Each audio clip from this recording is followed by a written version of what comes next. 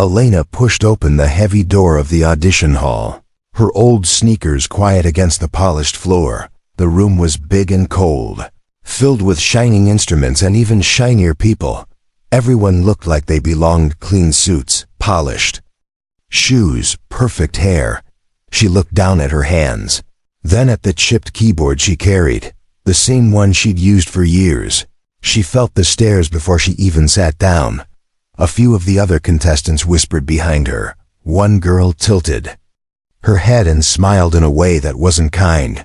They saw the worn clothes, the second-hand gear, the nervous hands. They didn't know anything about her, but they had already decided she wasn't a threat. Elena took a deep breath and walked toward the piano. It stood at the center like a quiet giant. Black and glossy, untouched, she set her small keyboard beside it, not to play the big piano she wasn't allowed to, but because it was her turn next. She sat on the edge of the metal chair, back straight, eyes forward. A judge at the long table gave a short nod, signaling her to begin. Elena nodded back and placed her fingers on the keys. She hesitated for just 1 second, heart pounding, breath tight, and that's when it happened. From the back of the room, someone coughed loudly. Another chuckled under his breath, not even trying to hide it. Someone else muttered, "Let's see what this one's got." She heard it all, every small sound like a stone thrown at her focus.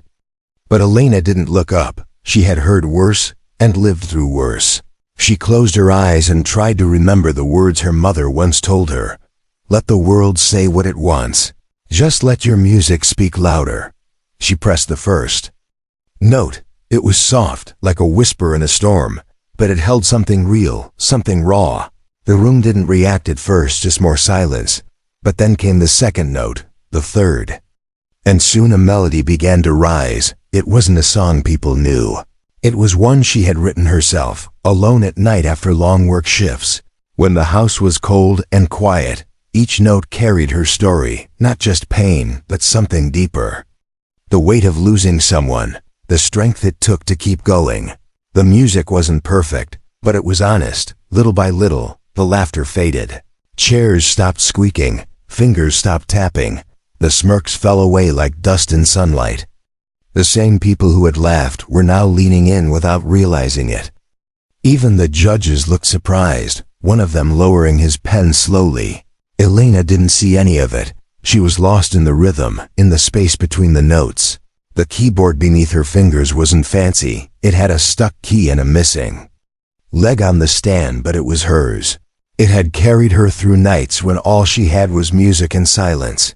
It knew her better than most people ever had. When she finally finished, the last note hung in the air like it didn't want to leave, and then came the real silence, not the awkward kind from before, but a stillness that felt almost sacred. No one moved, no one spoke. For a long, full breath, the room just paused. Elena slowly opened her eyes and looked around.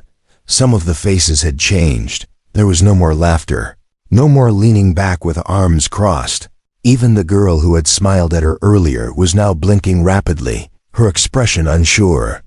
One judge cleared his throat and looked down at his notes, but didn't write anything. Another just whispered, "Thank you." Like the moment was too full for anything louder. Elena nodded, picked up her keyboard carefully, and stepped away from the chair. She didn't need applause. She had already won something far more important. She had turned judgment into silence, and silence into understanding. And even if they forgot her face, they wouldn't forget what they felt when she played. Elena stood in the hallway outside the audition room, her keyboard case in one hand, her other hand still slightly shaking. She didn't know what to think. Inside the room, people had gone quiet, but not a single person had told her if she passed or failed. No scores were given, no comments written down loud enough for her to hear. But somehow, that didn't bother her much. For the first time in a long time, she felt like she had done something that truly mattered. Not because she played perfectly, but because she played honestly. She sat down on a wooden bench, the kind that hurt after just a few minutes. Her backpack rested beside her, old and patched at the corners. She pulled out a small bottle of water and took a slow sip. Just then, the door creaked open behind her. She turned her head gently, unsure if someone was coming to ask her to leave. But instead, a boy not much older than her stepped out. He had been one of the people who laughed when she first walked. And now his face looked completely different, softer, confused maybe. He cleared his throat and said, "Hey, I just wanted to say, that was something." Elena blinked, unsure how to respond. She wasn't used to compliments from strangers, especially not from someone who earlier had chuckled at her. But he didn't seem to be faking it, he added. "You wrote that yourself?" She nodded slowly. "Yeah, I did." He gave a small smile, then rubbed the back of his neck. "You've got something real."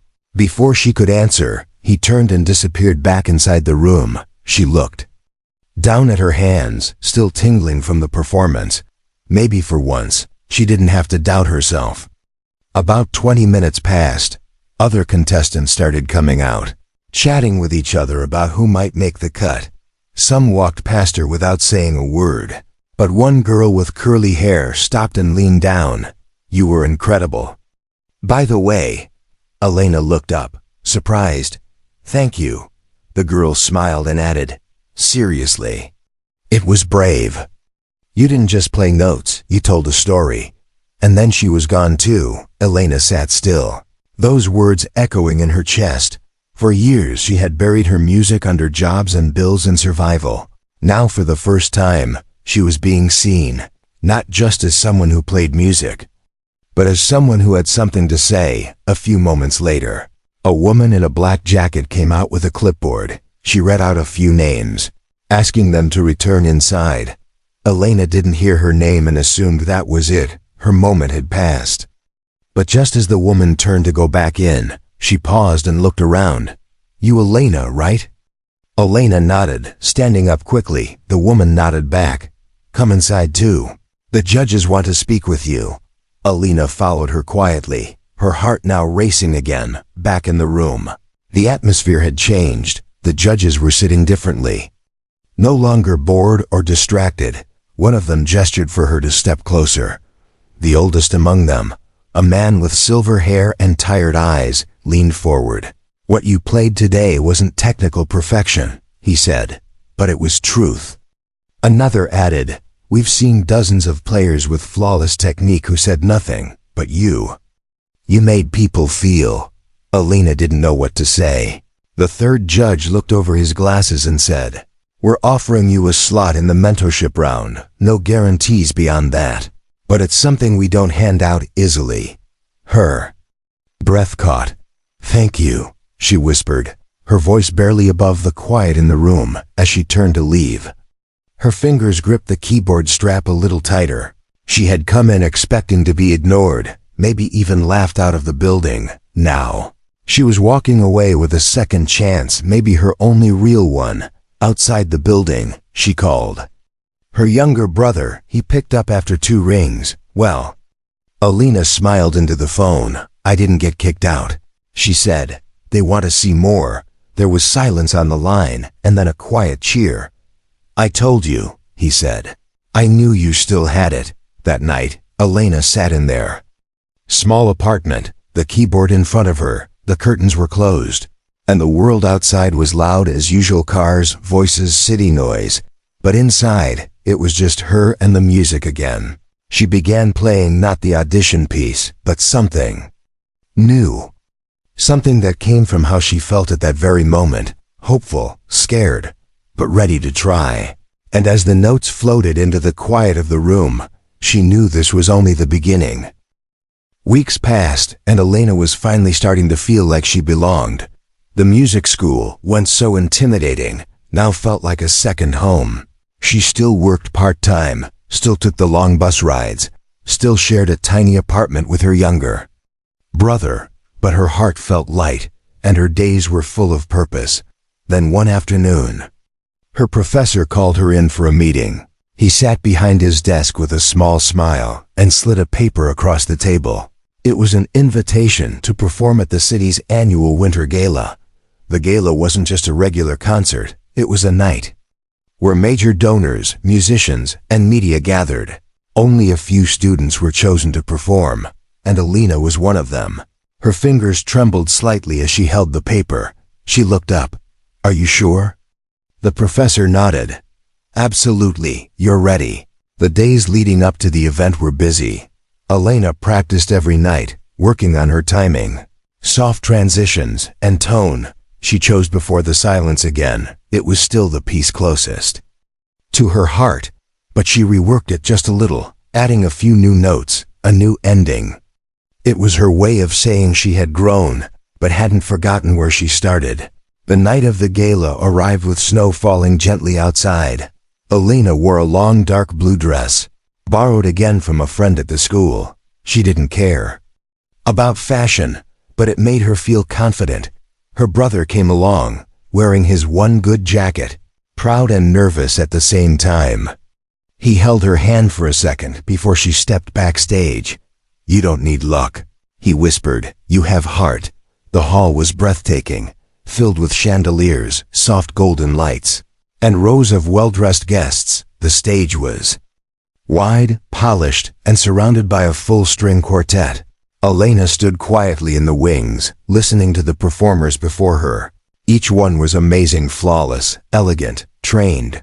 Her nerves started to creep in, and for a moment, doubt returned. She held onto the edge of the curtain, her palms sweaty. Then she remembered her mother's voice again. "Don't chase perfection, chase truth," when her name was called. She walked onto the stage with steady steps. Her keyboard was already in place. Connected to the speakers, she sat down, adjusted the mic, and looked out at the sea of faces. Many were strangers, powerful, rich, important-looking.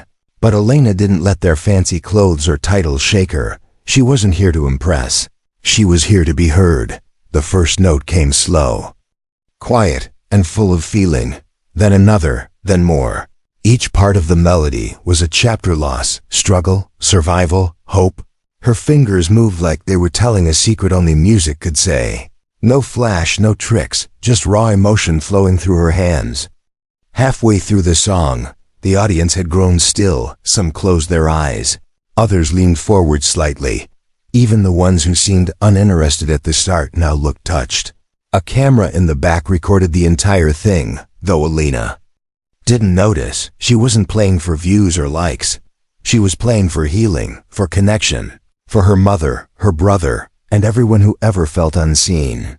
The final note came like a soft breath, fading into silence, and for a long moment nothing. Then the sound of slow clapping began. It grew louder, stronger, until the entire hall was on its feet. A standing ovation, not just for her music, but for her story. Alina stood, gave a small bow, and walked off stage with her heart full. Backstage, her brother hugged her tight. "You stopped the room," he said. "You did that." By the next morning, the video of her performance was already being shared online. Someone had posted it with the caption, "She made us feel everything." It spread fast. People from all over the country watched it, commented, and shared their own stories. She got messages from strangers saying they cried while watching. Some said her music helped them feel less alone, and one message came from a famous pianist. It simply read, "Let's talk." But Alina didn't let it change her. She still took the bus, still practiced every night. She was grateful, but grounded. For her, the real reward wasn't fame or attention. It was the feeling she saw on people's faces when they listened. Like they were remembering something important. They had forgotten something human, something true. That night at the gala didn't make her a star. It made her a mirror, and through her music, others saw themselves, maybe for the first time. A year had passed since that night at the gala. The snow had come and gone. The city had changed its colors more than once. But one thing hadn't changed. Alina still played, not for attention, not for applause. She played because it was part of her now, as natural as breathing. Life had shifted in small, beautiful ways. She was now a second-year student at the conservatory. She no longer worked full diner shifts, just part-time on weekends. Her brother was doing better in school, smiling more, asking questions about music. The apartment still had peeling paint and a noisy fridge, But it felt like home now, not a place to survive, but a place to grow. Her performance from the gala had crossed oceans. A well-known composer had invited her to co-write a piece she'd been asked to play at 2 more events, both bigger than the last. But none of it changed who she was: quiet, focused, steady. She still practiced with her old keyboard. The new one they gave her at school was beautiful. But she never stopped loving the one with the missing key. It reminded her of where she started, and who helped her along the way. One chilly afternoon, she walked through the front doors of the music hall for something different. Not to perform, but to be a guest mentor for new applicants. She had been asked by her professor to sit on the panel, not as a judge, but as someone who had walked the path. She wore a soft gray sweater and simple jeans. No one gave her a second look, which was fine. She knew exactly how that felt. Inside the waiting room, a group of students sat nervously with their instruments. One girl stood out. She had big glasses, a shy look, and a violin case that was clearly secondhand. She reminded Elena of herself, not because of her looks, but because of how she sat, careful, quiet, trying not to take up too much space. When the girl was called in, Elena followed the staff into the small performance room. She sat in the corner, watching, listening. The girl stepped onto the platform and nodded to the others. Her hands shook as she lifted the violin to her chin. But the moment she played her first note, the room shifted. Not because it was perfect, but because it was honest.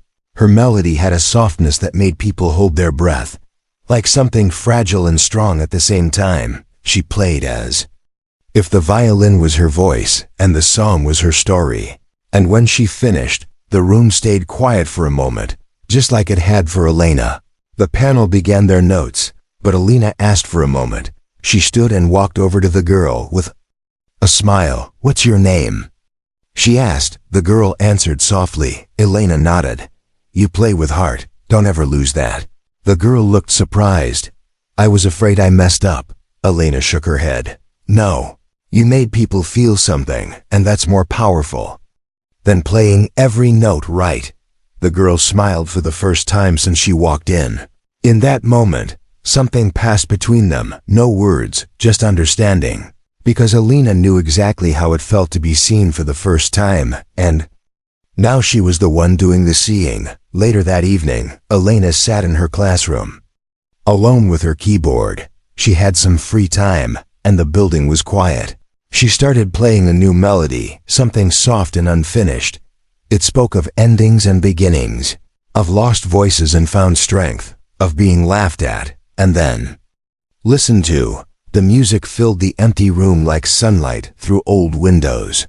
She didn't need an audience, didn't need applause. All she needed was that feeling of truth in sound, of emotion in each note, of knowing that once they smirked when she sat down, but now when she sat down, the room didn't laugh. It listened. She leaned back and looked at her hands, the same hands that once trembled behind a scratched-up keyboard. Now they were strong, steady, and still humble. She smiled to herself, not because of where she was, but because of how far she had come, and because somewhere out there, another quiet girl was holding her instrument, afraid to be heard, afraid to be seen. And Elena knew it wouldn't be long before that girl would sit down, and once again, the room would fall silent. The next morning, Elena stood in front of the cracked mirror in her apartment's small hallway. Her dark sweater had a tiny hole in the sleeve, but it was the cleanest one she had. She tucked a loose strand of hair behind her ear, picked up her keyboard, and slipped her phone into her coat pocket. It wasn't a fancy day, but it felt important. Today, she was going back to the same building, not as a nobody waiting in the hallway, but as a selected mentee. The mentorship round was simple. Play one more original piece, meet a few instructors, and get a feel for what could come next. Still, Elena felt like she was walking into something much bigger than that. This time, the air in the waiting room felt different. Some faces from before were there again, but the energy had changed. People weren't laughing or whispering. A few even nodded politely at her, like they remembered her playing, like they respected her now. She sat down quietly in the same spot near the window, her keyboard resting across her knees, her fingers tapped lightly on the case, trying to calm her nerves. A girl sitting beside her leaned over and said, "You played yesterday, right?" Elena nodded. The girl smiled. "You were amazing," Elena said, a little shy. "I didn't think anyone would remember." "Oh, we remember," the girl replied. That room went completely still, like nobody wanted to breathe. Before Elena could answer, a staff member called her name. It was time. She stood, adjusted her grip on the keyboard, and walked down the hallway to a smaller room this time, less formal, more personal, just one judge and one music coach sitting inside. The coach was a kind-faced woman with round glasses and a soft smile. "Welcome back," she said, motioning toward a chair. "Whenever you're ready." Elena sat down, set up her keyboard, and took a deep breath. The room was warm, with thick curtains and a carpet that muffled every sound. It felt like a place where music could breathe. She closed her eyes, placed her fingers on the keys, and began to play. This piece was different from the last.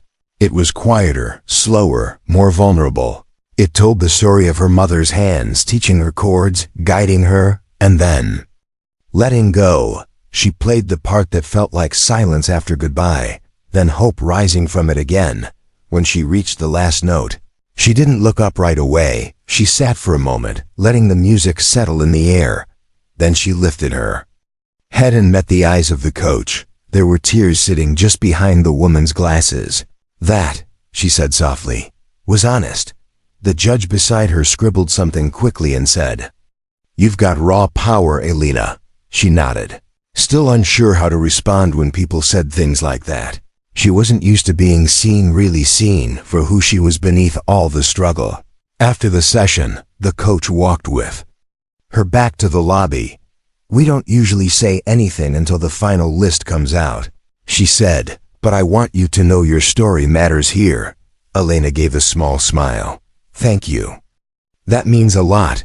You don't just play notes," the coach added. "You carry memory, feeling, truth. We can teach technique, but not that." It was the first time someone in music had made her feel like more than just lucky. It felt like a door was finally opening, not wide yet, but enough for her to step through. Later that day, Elena went back home. Her brother was sitting at the small table, headphones around his neck, scrolling through his phone. He looked up, hopeful. "Well, they want to mentor me," she said. Putting down her bag, he raised both arms like he won a prize. "I knew it. I told you." She laughed, dropping into the chair across from him. "I still don't know what's going to happen," she said, "but something's happening." He nodded. "That's all we need, something." That night, as she practiced again on her keyboard, the world outside her window felt a little less far away. The city lights blinked like stars trying to guide her forward. She didn't know what her future looked like yet, whether she'd be accepted, where she'd perform next, how she'd balance school and work. But for the first time, she wasn't afraid of those questions, because something inside her had shifted. She wasn't playing to prove anyone wrong anymore. She was playing to finally show who she really was. Elena sat alone on the rooftop of her building, a small blanket wrapped around her shoulders. The city lights stretched far into the night, blinking like quiet thoughts she couldn't name. She held a notebook on her lap, fingers brushing over half-written lyrics and music lines. It was quiet up here, no traffic, no phones, no distractions. Just the wind and her own breath, steady and warm. She thought back to the past, to a time when life was different. Her mother used to say, "You don't need an audience to make something beautiful." That voice still lived in Elena's memory, soft but strong. Back then, their small home always had music humming in the kitchen. Strumming in the bedroom, her mom played the guitar, and Elena followed on a tiny keyboard with missing keys. Those were the best kind of days, simple, loud with laughter, and full of sound. But then, everything changed. Her mother got sick, slowly at first. And then all at once, the music faded, replaced by hospital visits, quiet meals, and unpaid bills. Elena was only 16 when she lost her, and just like that, the song stopped. She packed the keyboard away, promising herself she wouldn't touch it again. What was the point of music when the person who taught her to love it was gone? For a while, Elena worked whatever job she could find: cafes, laundromats, cleaning stairwells. She and her younger brother shared a small apartment with peeling paint and flickering lights. There was never enough money, but somehow they kept going. Elena had no time for dreams. No space for anything that didn't pay rent. But every now and then, late at night when her brother was asleep, she would open the closet, take out the dusty keyboard, and let her fingers wander. Just a few notes. Never a full song, like whispering. To someone who was no longer there, one day, her brother found her playing quietly in the corner. He didn't say anything, just watched from the hallway. After that, he started leaving small notes on the fridge. Play tonight? Or, write something new. He believed in her more than she believed in herself. And when he secretly signed her up for the audition, she was angry at first, but deep down, she knew he was right to push her. She had buried her gift under years of silence and fear. Now it was slowly waking up again at the mentorship center. Things were moving faster. Elena was asked to attend workshops, meet composers, and perform short pieces for feedback. Each day brought new faces, new songs, and new chances to grow. Some of the other students had been trained by professionals since they were kids. They spoke about music theory like they were born with it. Elena felt small at first, like she didn't belong. But whenever she played, the room listened, and when she told the story behind her music, people didn't laugh, they leaned in. One instructor even said, "There's power in your rawness. Don't let anyone polish it out of you." One afternoon, after a practice session, Elena sat beside an older pianist named Ruth. They were both waiting for the rain to stop. Ruth turned to her and asked, "How long have you been playing?" Elena hesitated. "Since I was a kid, but I stopped for a long time." "Why?" Ruth asked gently. Elena looked at her hands. "Life got in the way." "And I lost someone," Ruth nodded slowly. "Pain like that doesn't disappear," she said. "But sometimes it turns into something beautiful if you let it." That evening, Elena went home and wrote her first full song in years. It wasn't perfect, but it was honest. She called it Before the Silence. It told the story of a girl who lost her voice and found it again in a cracked room with a broken piano. When she played it the next day, the music coach asked for a copy. "That belongs on stage," she said. "It's real." Elena smiled. Not because someone liked her song, but because for the first time, she liked it too. She was no longer playing just for her mother, or for judges, or for her brother. She was playing because the music inside her refused to stay quiet anymore. And this time, she was ready to let the world hear it. Elena was wiping down tables at the diner when her phone buzzed in her pocket. It was late, nearly closing time, and her back ached from standing all day. She glanced at the screen and saw a message from the mentorship center. "You've been nominated for a place in the Rising Voices Showcase. Please confirm attendance." She froze for a second, the rag in her hand still dripping water. One of the kitchen staff walked by and asked, "You good?" Elena nodded, barely able to speak. Her fingers moved quickly to reply, "Yes, I'll be there." That night, she couldn't sleep. She lay awake staring at the ceiling, listening to the faint hum of the old refrigerator. Her brother was already asleep in the next room, but her mind raced with thoughts. What if she wasn't good enough? What if they made a mistake picking her? The Rising Voices Showcase wasn't just another performance. It was a big deal, a night where music instructors, donors, and talent scouts came to hear new artists. People who got noticed at this event often ended up with full scholarships or contracts.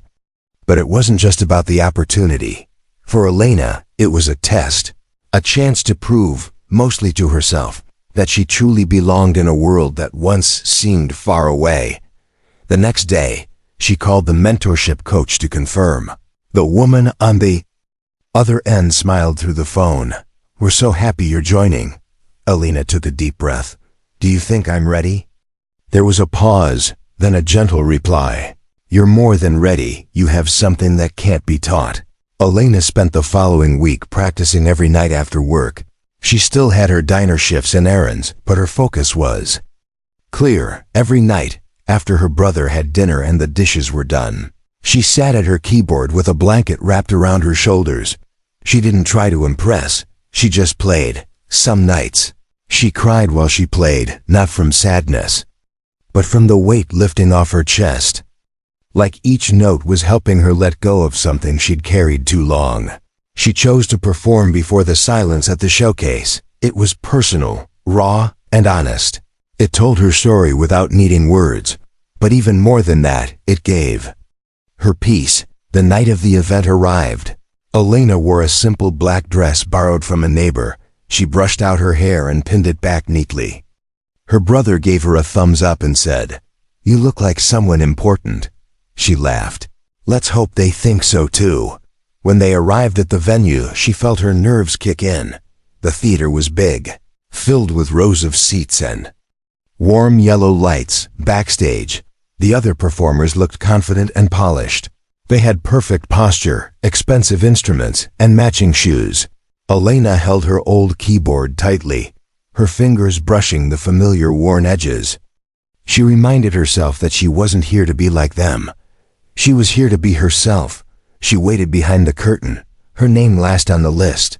One by one, the others went out. Each performance met with claps and polite cheers. She could feel her heart thudding in her chest.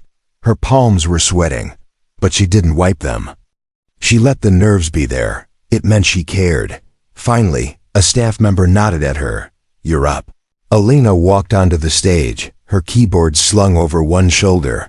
The lights were bright, the room full, and the silence was heavy. She didn't make a speech, didn't explain her piece. She just plugged in the keyboard, sat down, and began to play. The first note was soft, almost like a breath. Then the next, and the next gentle. Building slowly, the room fell still. No coughing, no whispering, no rustling programs, just silence. Wrapped around her song like a blanket, her fingers moved with feeling, not speed.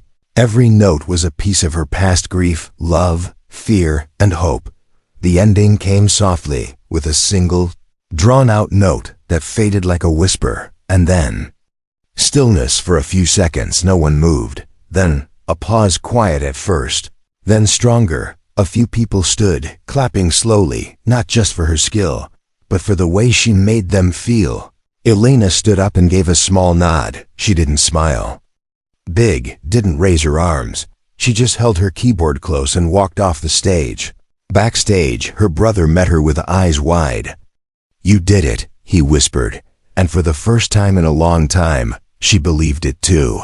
The day after the showcase, Elena returned to her routine. She woke up early, made toast and tea for her brother, and left for her shift at the diner. Outside, the city buzzed like always, cars honking, people rushing, life moving fast. But inside her, something felt different, like something had clicked into place, quietly but firmly. No one had said anything officially after the show. No results, no offers, no interviews. Just claps, a few kind smiles, and then the usual silence. Still, she couldn't shake the feeling that something had changed. During her lunch break, she checked her email. There it was. "We loved your performance. Please meet with our scholarship panel next week." Elena stared at the screen, not moving, her heart racing in her chest.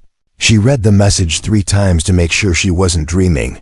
Then she smiled, one of those quiet, wide smiles that didn't need words. She showed the message to her brother that night. He hugged her so tightly she had to laugh.